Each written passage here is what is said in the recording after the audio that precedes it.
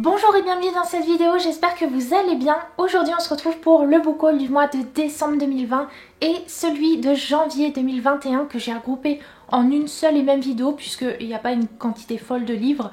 D'ailleurs ça me fait beaucoup rire puisqu'en ce moment je vois plein de vidéos popper, plein de vidéos book haul où les gens présentent des grosses piles de livres et quand vous allez voir la mienne, disons que c'est un petit peu plus modeste mais ça vaut quand même le coup d'œil. Commençons par le mois de décembre, c'est pas forcément le mois où je m'offre le plus de livres parce que généralement je garde mon budget pour les cadeaux de Noël de mes proches.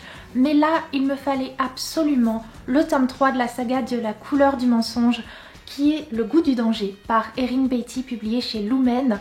Si vous avez vu ma vidéo de mes meilleures lectures 2020, vous savez que j'ai terminé 2020 avec le tome 2 de cette saga, que ça a été une superbe lecture et du coup, pendant que j'étais en train de le lire, eh bien j'ai été acheter ce tome 3 parce qu'il me le fallait, parce que je pense qu'une fois que j'aurai terminé les lectures de mon Cold Winter Challenge, ça sera un livre vers lequel je vais me tourner parce que j'ai trop hâte de retrouver ces personnages. J'aime vraiment beaucoup cet univers de fantasy et j'ai envie d'avoir le fin mot de cette histoire, même si j'ai pas tout à fait encore envie de la quitter, mais quand même, j'ai envie d'en savoir plus et j'ai envie de poursuivre avec Sage et Alex. Le Père Noël m'a offert 2 livres cette année. Pour commencer, j'ai reçu ce Rêve bleu de la part de mon amie Anaïs, qui est écrit par Liz Braswell, publié chez Hachette.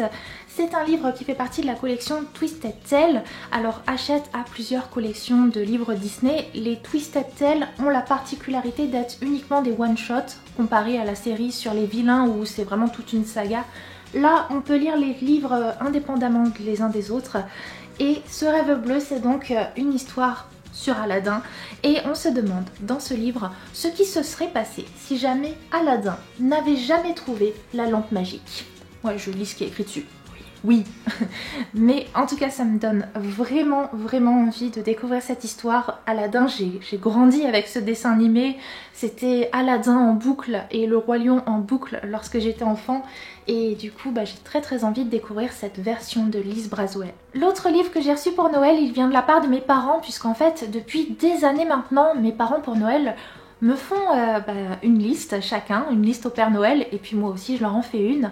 Sauf que cette année j'avais tellement pas d'idées que je leur ai pas fait de liste.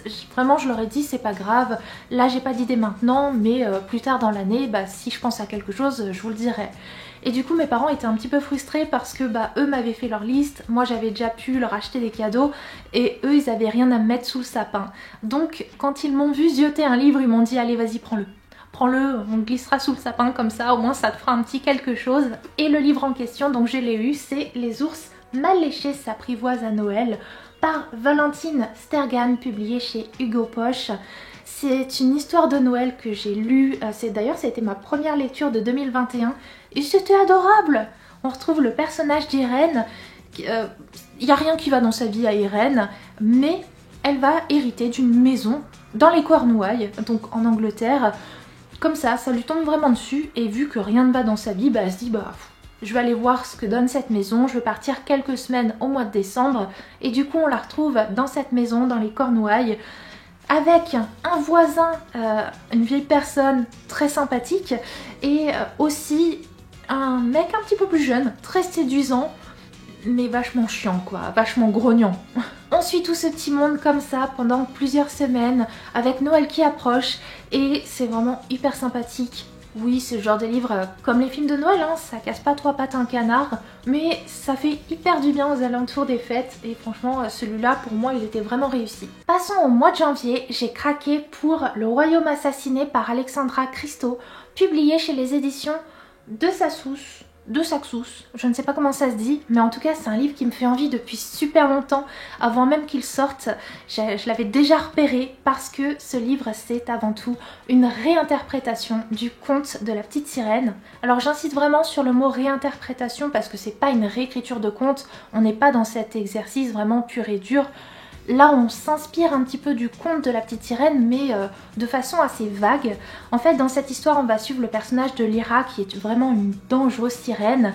Elle a tué de nombreux hommes et un jour elle va commettre une erreur puisqu'elle va également tuer une de ses semblables. Et pour la punir, sa mère, la reine des mers, la transforme en ce que Lyra déteste le plus, c'est-à-dire une humaine. Et pour que Lyra redevienne une sirène, il faut qu'elle apporte à sa mère le cœur d'un prince. Mais visiblement, ça va pas se passer exactement comme prévu, hein. Peut-être bien qu'elle va bien aimer ce prince, enfin, un truc comme ça, quoi. Petit achat manga avec le tome 5 de la saga Chobit par Clamp, publié chez Pika Édition. Vous le savez parce que je vous le répète à chaque fois, cette édition, eh bien, dès qu'il y a un nouveau tome qui sort, je l'achète, même si j'ai déjà lu cette saga et que je l'ai beaucoup aimée, mais justement, comme je l'ai beaucoup aimée, eh bien, j'ai très envie de la relire et d'avoir tous les tomes dans ma bibliothèque. Donc voilà, ce tome 5 est là. Et il est arrivé assez rapidement, j'ai l'impression, parce que j'ai même pas eu le temps de lire le tome 4, enfin de le relire, que ce tome 5 est là.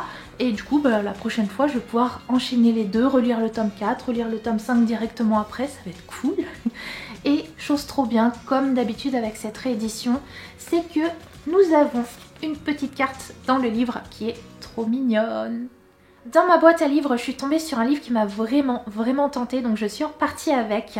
C'est Les Sœurs du Titanic par Patricia Falvey, publié chez les éditions de Noël, je ne sais pas.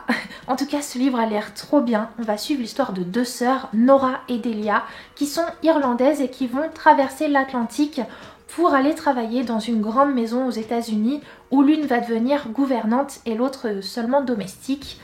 Seulement, toutes les deux voyagent à bord du Titanic et on sait ce qui va arriver au bateau. Et malheureusement, Nora, qui est censée devenir gouvernante, va être engloutie par les eaux. Du coup, lorsque Delia arrive dans cette fameuse demeure qui est censée les embaucher, eh bien, elle va se faire passer pour sa sœur et devenir donc la gouvernante de la famille. Si j'ai bien compris, en plus de ça, le père de famille de cette fameuse demeure serait plutôt du genre célibataire, veuf, et peut-être même qu'il plairait un petit peu à Delia, je ne sais pas. Mais ce que tous ignorent en tout cas, c'est que Nora, la vraie, eh bien finalement elle n'a peut-être pas succombé au Titanic. Elle s'est réveillée, mais elle est totalement amnésique. Ça a l'air bien. Je sais pas si je l'ai bien résumé, mais en tout cas ça me tente trop et ça me fait vachement penser à Downton Abbey, surtout que la série commence justement avec le Titanic qui a coulé, donc là on va parler aussi justement de gouvernante, de domestique, enfin je sais pas, ça me fait trop envie et ça me fait trop penser à cette série.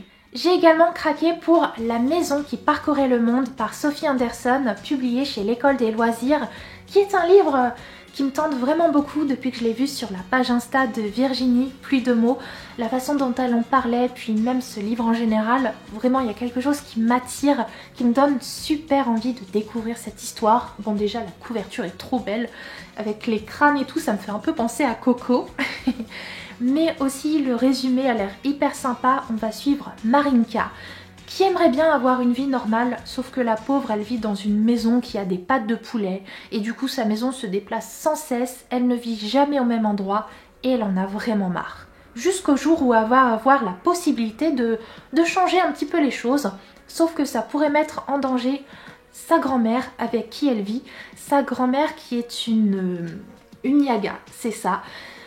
Et du coup son rôle à sa grand-mère c'est d'être le lien entre ce monde est celui des morts et du coup peut-être bien que s'il lui arrive des dangers, ça va amener Marinka à faire un certain voyage. Ça a l'air tentant tout ça, surtout que visiblement dans ce livre on va en savoir plus sur le mythe de Baba Yaga, on va se plonger dans des légendes scandinaves et le tout avec de superbes illustrations qui parsèment ce livre et vraiment, oh ça donne envie. Voilà pour ce petit book haul, j'espère qu'il vous a plu et peut-être donné envie de faire quelques petits craquages. N'hésitez pas à me dire tout ça en commentaire. Moi je vous fais de très gros bisous et on se retrouve tout bientôt pour une nouvelle vidéo.